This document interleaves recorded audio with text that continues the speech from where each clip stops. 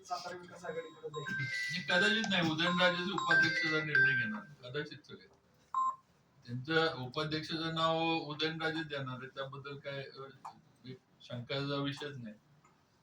आणि स्वीकृतला पण जे कमी मतांनी असं काही नाही ठरलेलं किंवा ज्यांनी माघार घेतली त्यांना प्रायोरिटी देणार असं, म्हणजे असं काही स्वीकृतला क्रायटेरिया कमी मतांना पडले किंवा असं काही नाही. आता जे योग्य असतील ते स्वीकृत मध्ये येतील, जे योग्य आहेत. आता सगळ्यांकडे आता प्रत्येकाला जी इच्छुक आहेत ते भेटतातच, म्हणजे मला भेटतात, जसे उदयनराजांना पण लोक भेटतात, सगळ्यांना भेटायचं. शेवटी इच्छुक आहे हे व्यक्त तर केलं पाहिजे, असं करणार कसं.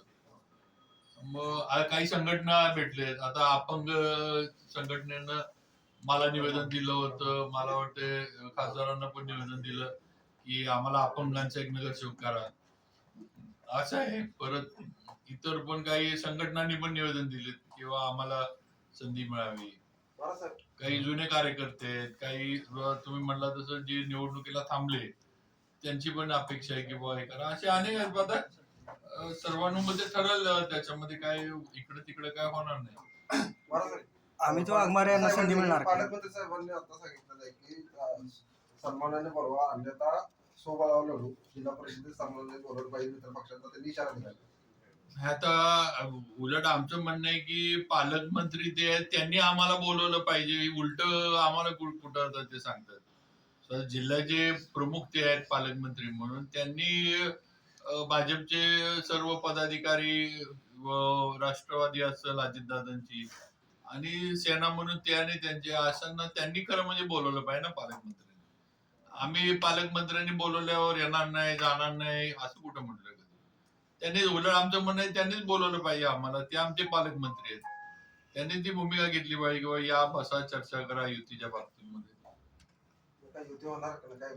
आता काय ठरवलं त्याच्यावर आहे. आता आम्हाला पण आमची वरिष्ठ जे नेतृत्व म्हणा, मग मुख्यमंत्री असतील, फडणवीस साहेब, रवींद्र चव्हाण साहेब असतील, बावनकुळे साहेब आहेत, ही काय भूमिका घेतात, काय आम्हाला वर्ण सूचना देतात, त्याप्रमाणे आम्ही करणार. आम्ही काय वरच्या ज्या सूचना आम्हाला येतील त्याच्या बाहेर आम्ही काय कुठं जाणार नाही. मकरंद आबा मेळाव्यात म्हणाले की जातीवादी पक्षासोबत जायचं नाही, ते घेणार नाहीत. यावर तुमचं काय मत असेल? असं कसं, आता जातीवादी, आता आपण युतीमध्ये आहेत ना सगळं, आणि जातीवादी कुठं कोण आहे ह्याच्यामध्ये? आपण काय कुठं, आज भाजपमध्ये सर्व जाती धर्म सगळे आमचे सगळे नगरसेवक. आम्ही असं काय जातीवादी पक्ष आहे किंवा जातीच्या याच्यावर बघून उमेदवार देतोय असं नाही. तसं असतं तर फिरोज पठाणला उमेदवारीच मिळाली नसती. झाला भाजपचा नगरसेवक आहे. आज लातूरमध्ये मी पालकमंत्री, त्यात आज मतदान चालू आहे, पण 7 मुस्लिम कॅन्डिडेट भाजपच्या कमळावर लातूरमध्ये इलेक्शनला लढतात.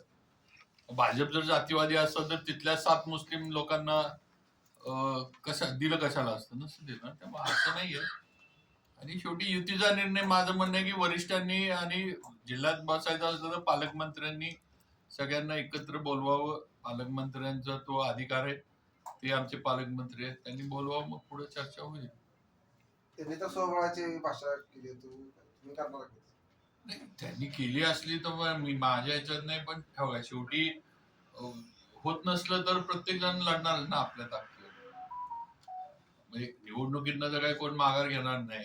जर एकत्र जर नाही झालं तर प्रत्येक जण लढणार. म्हणजे आम्ही काय, भाजप काय, सेना काय, राष्ट्रवादी काय किंवा पवार साहेबांचा पक्ष काय, सगळे जर होत नसलं तर जो तो आपापल्या ताकदीवर लढणारच आहे. ते काय लढायचा कोण थांबणार नाही. स्वीकृत नगरसेवकांनी सभापतींच्या अनुषंगाने काय वाटाघाटी दोघांच्या मध्ये झाल्या? नाही, वाटाघाटी असे काय नाही. हो, मी पहिल्या दिवशी पण इथं ज्यावेळेला अध्यक्षांनी पदभार स्वीकारला त्या दिवशी पण सांगितले की आम्ही सगळे 40 जण जे निवडून आणले ते भाजपचे म्हणून निवडून आणले. पूर्वीच्या आघाड्या होत्या, पूर्वी 2 आघाड्या वेगवेगळ्या होत्या, हे पूर्वीच होतं. आज आम्ही इथं बसताना सगळेजण भाजप म्हणून बसतोय. लोकांनी पण मतं देताना हे 40 जण किंवा आमचे जे 52 जण लढत होते, त्या आम्ही भाजप म्हणून लढत होतो, कमळाच्या याच्यावर लढत होतो, आणि आम्ही येताना निवडून कमळाच्या याच्यावर भाजप म्हणून आलो. तेव्हा आमच्यात काय असं वेगळा विषय नाही, काय नाही. आता काय थोडंफार तुम्ही प्रसार माध्यमांनी ही आघाडी ती आघाडी आणि भाजप वेगळं असं तुम्हीच तयार केलंय असं माझं तर स्पष्ट मत आहे. असं काय नाही, एकत्र बसून हे होईल, निर्णय होईल आणि सगळं काम करताना पण सगळे आम्ही एकत्र मिळून काम करू. त्यात काही कुठली अडचण नाही आहे आणि येणार पण नाही. पाटणमध्ये सत्यजितसिंह पाटणकर यांना बळ देणार काय? हो, आमच्या आता पक्षाचे ते पदाधिकारी आहेत, पक्षात त्यांनी प्रवेश केलाय म्हटलं आम्ही म्हणजे सरकारकडनं किंवा शासनाकडनं जे काही त्यांना हे लागेल ते 100% आम्ही त्यांना हे करणार. भाजप सातारा सोबत पक्ष तालुक्यातल्या पण आलेत आता. तुम्ही आव्हान केल्यानुसार मग पक्षांना संधी मिळू शकेल या निवडीमध्ये. आता सभापती पदांमध्ये लगेच देता येईल का नाही हे मी आज नाही सांगू शकत, कारण आता जी निवडून आलेली आहे अधिकृत त्यांचा मला वाटतं विचार हा आधी करणं गरजेचं आहे. मग नंतरच्या ह्याच्यामध्ये निवडींमध्ये म्हणजे 5 वर्षाचं कालावधी आहे.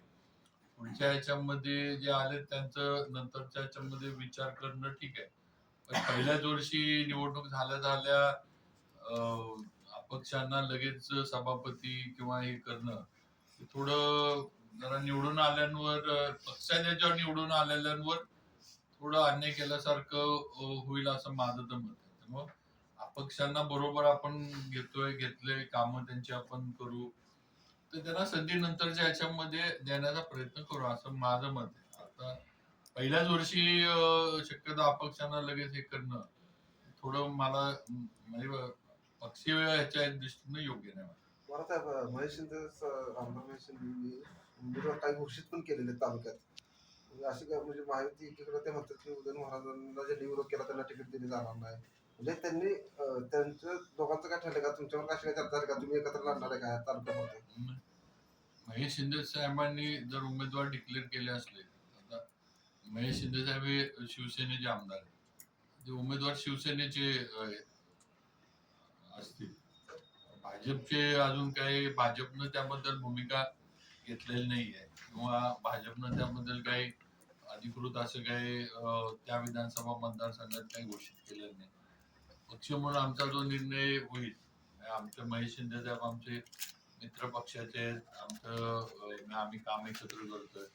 पण शेवटी उमेदवारी जी आहे ती भाजप सेना युती जरी करायची तर ती चर्चा करून उमेदवाऱ्या झाल्या पाहिजेत असं माझं स्पष्ट मत आहे.